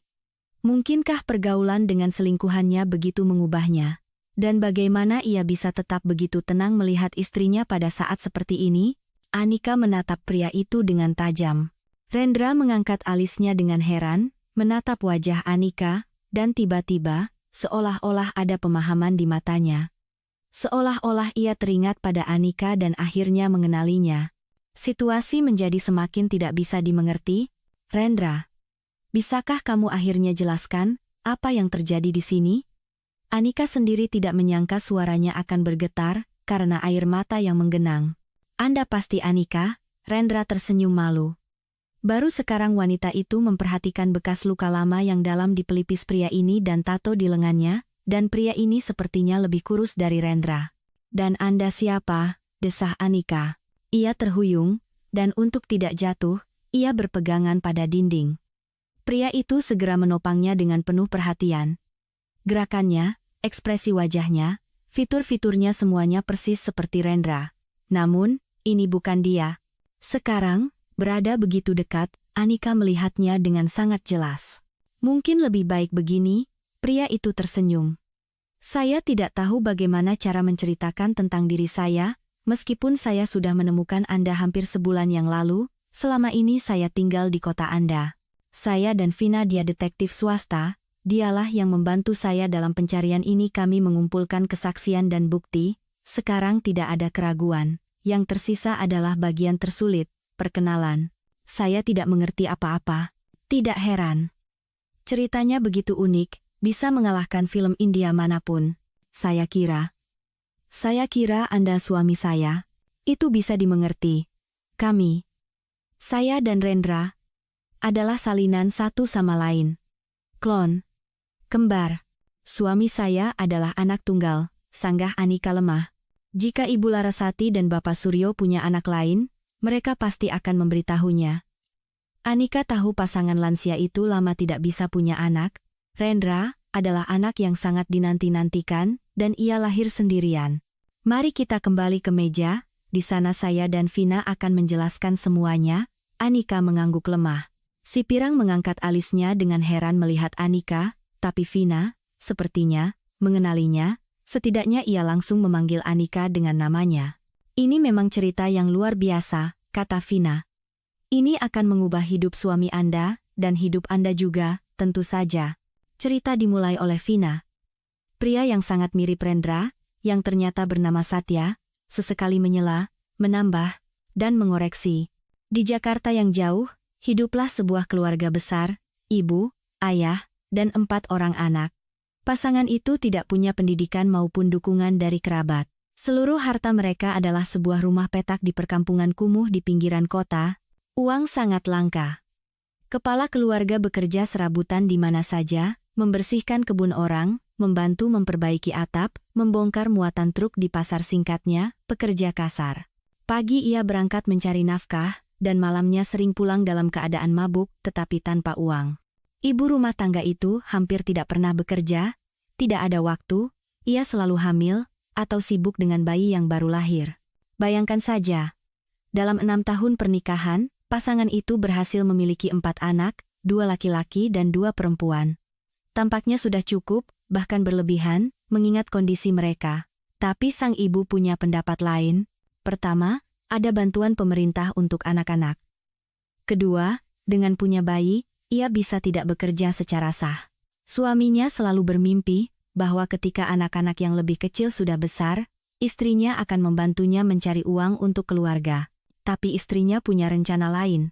Dan lagi, wanita itu sangat menyukai anak-anak, terutama ketika mereka masih sangat kecil, gumpalan mungil yang menggemaskan seperti anak kucing. Bagaimana bisa ia menolak kesenangan itu? Singkatnya, bertentangan dengan harapan kepala keluarga, istrinya hamil untuk kelima kalinya, ia menipunya, membodohinya dengan omong kosong tentang hari-hari aman. Wanita bisa melakukan itu jika mereka mau. Suaminya putus asa ketika mengetahui bahwa ia akan segera menjadi ayah lagi. Menanggung satu mulut lagi, itu sudah keterlaluan. Ditambah lagi, ada kecurigaan bahwa ada lebih dari 1 anak di dalam rahim istrinya. Perutnya tumbuh sangat cepat kali ini. Sang ibu tidak pernah USG, tidak ada uang. Dan ia juga tidak mendaftar ke puskesmas lebih awal, hanya buang-buang waktu dan tenaga. Wanita ini sudah berpengalaman. Ia tahu lebih mudah menyerahkan diri pada dokter menjelang persalinan, tapi teman-temannya yang berpengalaman serempak meyakinkannya. Kembar, seorang nenek tua di lantai bawah, mantan bidan, merasakan dua kepala di perut wanita hamil itu. Pasti kembar, saya jamin, kata tetangga itu dengan yakin. Saya tidak pernah salah. Wanita itu tersenyum gembira, sementara suaminya memegangi kepalanya. Kembar lagi. Pada periode itu, ayah yang banyak anak itu menemukan pekerjaan sampingan yang bagus, merawat taman di rumah seorang pengusaha kaya, Bapak Suryo. Semua orang di kota tahu dia memiliki jaringan restoran dan kafe. Pria itu beruntung bisa mendapatkan pekerjaan musiman darinya. Bapak Suryo membayarnya dengan baik, tidak pernah menzalimi. Pekerjaannya tidak berat, sederhana, dan rumahnya begitu mewah, tamannya begitu indah, senang rasanya bekerja di tempat seperti itu. Namun, pasangan kaya itu tidak terlihat bahagia. Dan tukang kebun baru itu, dengan cepat mengetahui alasannya. Ternyata, pasangan itu tidak bisa punya anak. Entah kenapa tidak berhasil. Ada masalah dengan kesehatan sang istri. Ayah yang banyak anak itu, saat itu sempat tersenyum sinis dalam hati, seandainya saja istrinya punya masalah seperti itu. Pengusaha itu sudah membawa istrinya kemana-mana, mengobatinya di mana saja, tapi tidak ada hasilnya. Ternyata hal seperti itu bisa terjadi. Suatu hari, istri pemilik rumah tidak tahan lagi dan menangis di taman. Bapak Suryo dengan canggung menenangkannya, mencoba mencari kata-kata. Saat itulah sebuah ide muncul di kepala ayah yang banyak anak itu. Ia menunggu saat Bapak Suryo sendirian dan mendekatinya dengan sebuah tawaran, "Bapak kan tidak bisa punya anak? Saya punya 4 di rumah, sekarang mau lahir kembar lagi, kami tidak sanggup merawat mereka semua. Bagaimana kalau kami serahkan anak-anak itu pada Bapak dengan harga yang pantas? Istri saya tidak mendaftar ke dokter, jadi secara administrasi bayi-bayi itu seolah tidak ada. Bagaimana menurut Bapak?" Awalnya Bapak Suryo marah, membentak tukang kebun itu, tapi beberapa hari kemudian, ia sendiri yang memanggilnya untuk pembicaraan serius. Ternyata pengusaha itu telah membahas tawaran itu dengan istrinya, dan istrinya dengan gembira menyambut kesempatan untuk menjadi seorang ibu bagi bayi kembar yang baru lahir. Malam itu, kepala keluarga itu kembali ke rumahnya di perkampungan dengan suasana hati yang gembira. Bagaimana tidak? Ia berhasil membuat kesepakatan besar, menyingkirkan anak-anak yang tidak diinginkan, dan akan mendapatkan uang. Selain itu, setidaknya salah satu dari keturunannya akan hidup layak. Pria itu bahkan sedikit iri pada si kembar yang belum lahir. Beruntung sekali mereka, tapi istrinya tiba-tiba menentang. "Apa? Menyerahkan anak-anak, mereka darah dagingku. Aku sudah merasakannya, menantikannya.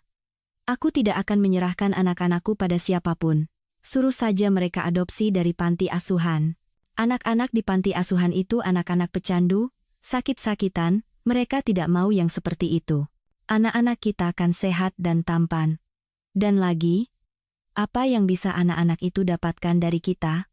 Di sana ada rumah sebesar itu, uang sebanyak itu, tapi wanita itu bersikeras, tidak. Dan titik. Hanya saja suaminya tidak berniat membatalkan rencananya. Ia memberitahu Bapak Suryo tentang masalah itu, istrinya tidak mau berpisah dengan anak-anaknya, bahkan satu pun. Dan kemudian pengusaha itu mengutarakan sebuah rencana yang hanya bisa dilakukan oleh orang yang berpengaruh dan kaya seperti dia. Pada waktunya, wanita muda itu melahirkan 2 anak laki-laki di rumah sakit bersalin setempat. Ibu baru itu sedikit terkejut, perlakuan terhadapnya begitu istimewa. Pada persalinan sebelumnya, tidak ada yang begitu sibuk dan perhatian padanya.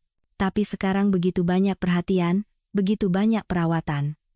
Mungkin karena ia melahirkan anak kembar. "Bayi-bayinya lemah," kata dokter dengan cemas. "Harus masuk inkubator. Jangan khawatir," bidan segera menenangkannya. "Ini kan kembar, biasa terjadi pada bayi kembar. Semuanya akan baik-baik saja." Tapi bidan itu salah. Pagi harinya, ibu yang banyak anak itu hanya diberi 1 putra untuk disusui.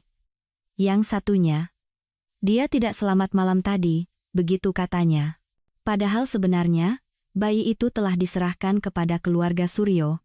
Itulah rencana yang diusulkan Bapak Suryo kepada ayah yang banyak anak itu. Pada malam yang sama, Ibu Larasati juga datang ke rumah sakit pura-pura kontraksi. Tidak ada yang boleh curiga bahwa anak itu bukan anaknya. Mereka pulang pada hari yang sama. Wanita dari perkampungan di pinggiran kota dan istri Bapak Suryo. Yang satu disambut oleh suami dan anak-anaknya yang lebih tua, yang lainnya disambut dengan perayaan meriah dengan musik, balon, dan fotografer yang diundang. Bahwa bayi-bayi yang mereka gendong adalah saudara kembar kandung, hanya segelintir orang yang tahu. Dan mereka semua diam, karena masing-masing telah menerima sejumlah besar uang dan peringatan. Begitulah ceritanya, Vina mengakhiri ceritanya. Rendra, karena takdir, berakhir di keluarga Suryo. Dan Satya tetap bersama kerabatnya yang sederhana. Tidak lama, sih, lanjut Satya. Beberapa tahun kemudian, semua anak di keluarga kami diambil oleh dinas sosial.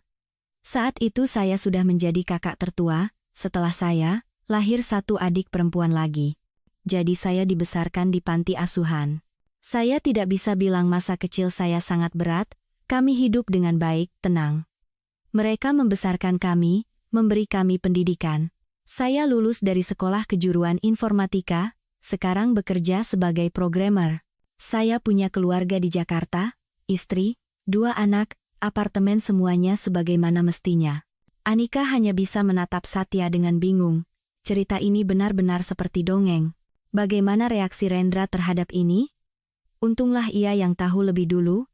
Ia bisa mempersiapkan suaminya. Ini akan menjadi kejutan besar baginya. Dan mertuanya? Mereka sudah sangat tua. Mereka juga perlu diberitahu dengan lebih lembut. Anika belum bisa memutuskan bagaimana perasaannya terhadap perbuatan orang tua Rendra. Di satu sisi, itu tidak bermoral dan ilegal. Di sisi lain, suaminya hidup dalam kondisi yang sangat baik, bukan terlunta-lunta di panti asuhan, dan pasangan yang tidak punya anak itu bahagia, karena akhirnya punya anak. Ibu terkadang mengunjungi saya di panti asuhan, lanjut Satya. Mungkin ia memang menyayangi anak-anak, hanya saja ia bukan orang tua yang terlalu bertanggung jawab. Ia membawakan saya permen murah, mengelus kepala saya. Di panti asuhan kami tidak kelaparan. Tentu saja. Tapi kunjungan dan permen itu saya tunggu-tunggu seperti anugerah, karena setiap anak penting untuk tahu bahwa ia dicintai. Dan kemudian, setelah dewasa dan mandiri, saya juga tidak meninggalkannya. Saya membantunya sedikit dengan uang, mencoba mengobatinya. Ia minum terlalu banyak, ayah saya meninggal karena itu, masih muda. Tapi ibu saya lebih kuat. Namun, Satya tidak bisa melakukan keajaiban, tidak bisa mengubah ibunya. Ia hanya bisa mendukungnya, dan menyaksikan bagaimana ibunya jatuh, kehilangan martabatnya. Suatu kali, wanita itu sakit parah, hatinya mulai rusak. Yang tidak mengherankan, Satya mengunjunginya di rumah sakit, membelikan obat-obatan yang diperlukan, tetapi dokter tidak memberikan harapan. Hitungan hari, wanita tua itu mengerti hal ini, dan suatu hari ia menceritakan pada putranya satu-satunya dari anak-anaknya yang tidak meninggalkannya. Kisah tentang si kembar, keluarga kaya, anak yang diserahkan kepada pasangan kaya yang tidak punya anak. Suaminya suatu kali akhirnya mengungkapkan kebenaran pada istrinya setelah mabuk, menjelaskan dari mana ia tiba-tiba mendapatkan uang banyak saat itu. Sudah lebih dari 20 tahun berlalu sejak saat itu, jadi wanita itu tidak terlalu terkejut, tapi tentu saja ia mengingat cerita suaminya. Ia bahkan senang untuk putranya yang sekarang hidup seperti pangeran, dan tidak kekurangan apapun. Ia memuji suaminya atas keputusan itu. Sang ibu ingin mencari keluarga Suryo hanya untuk melihat si kembar yang lain, tetapi pengusaha itu dan keluarganya, segera setelah mendapatkan bayi itu, pindah entah kemana. Keluarga Suryo menjual bisnis, rumah, aset, dan seolah-olah menghilang begitu saja. Seperti yang saya ketahui kemudian, mereka memulai hidup baru di kota yang jauh, membeli bisnis yang sama sekali berbeda, dan menetap di tempat baru. Yaitu, di sini. Ini luar biasa. Anika merasakan campuran berbagai perasaan, terkejut, senang, cemas, dan lega. Lega karena Rendra setia padanya. Ia sudah membayangkan yang tidak-tidak. Tapi betapa besar guncangan yang akan menanti seluruh keluarga mereka. Rendra pasti akan senang mendengar berita tentang saudara kembarnya. Sejak kecil ia bermimpi punya saudara laki-laki. Itu satu-satunya keinginannya yang tidak bisa dipenuhi oleh orang tuanya. Saya juga berpikir begitu ketika mendengar cerita ibu saya. Omong-omong, ia meninggal keesokan harinya. Jika ia diam saja saat itu, ia akan membawa rahasia itu bersamanya. Tapi sekarang saya tahu bahwa saya punya saudara kembar, dan saya bertekad untuk menemukannya. Saya selalu menjaga hubungan dengan saudara-saudari saya yang lain. Mereka semua orang baik, tumbuh dewasa, berpendidikan, dan berkeluarga. Tapi saudara kembar, Satya menyewa detektif swasta, Vina. Ia mulai bekerja, dan dengan sangat cepat menemukan jejak keluarga Suryo. Itu tidak sulit, Vina tersenyum. Mereka memang pindah jauh dari keluarga kandung Rendra, tapi mereka tidak terlalu berusaha menghilangkan jejak. Saya dengan cepat menemukan mereka. Dan kami sudah sebulan di sini, Satya tersenyum. Mengamati, mengumpulkan bukti terakhir bahwa ini bukan kesalahan, meskipun bukti utamanya ada di sini penampilan Rendra. Kami kan hampir identik, bahkan Anda, istrinya, tidak langsung sadar. Bukti terakhir sudah siap, tidak ada kesalahan. Langkah selanjutnya adalah perkenalan saudara-saudara, desah Vina, dan langkah itulah yang Satya ragu-ragu untuk ambil. Lalu tiba-tiba Anda muncul, semuanya terjadi dengan sendirinya. Baiklah, Anika tersenyum. Kalau begitu, malam ini kita semua akan makan malam istimewa. Saya akan pulang lebih dulu untuk mempersiapkan Rendra, saya butuh waktu, jadi, datanglah jam 8. Alamatnya tahu, kan? Tentu saja. Satya berseri-seri.